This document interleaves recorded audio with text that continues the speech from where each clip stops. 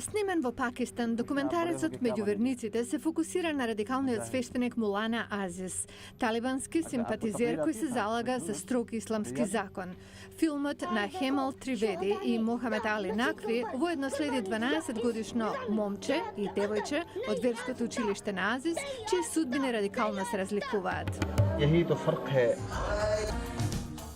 Заглавен во Кантон, главно импровизиран документарец на Манс Мансон ги истражува човечките односи што и произлегуваат од растечката трговија меѓу Кина и Африка.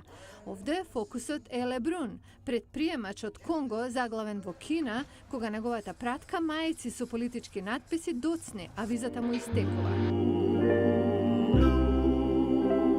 Филмот од Јужна Африка, Млади со вратоврски, го прикажува животот на богатите тинејџери црни и бели во Јоханесбург по апартхејдот.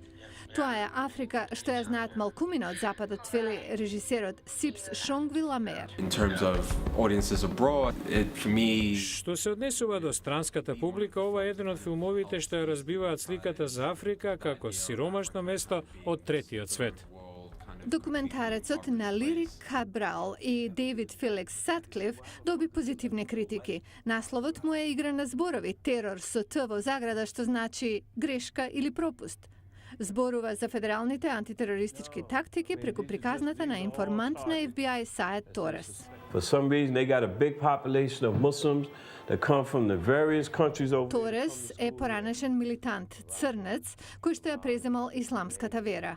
Се согласува да биде снимен за документарецот, но не им кажува за тоа на своите врски во FBI, дури и кога добива задача да се спријатели со друг муслиман осомничен од FBI. Филмот Песната на Лахор е посветен на напорите за оживување на класичната пакистанска музика, задушена од режимот на пакистанскиот диктатор Зија ал Хак во доцните 70-ти години.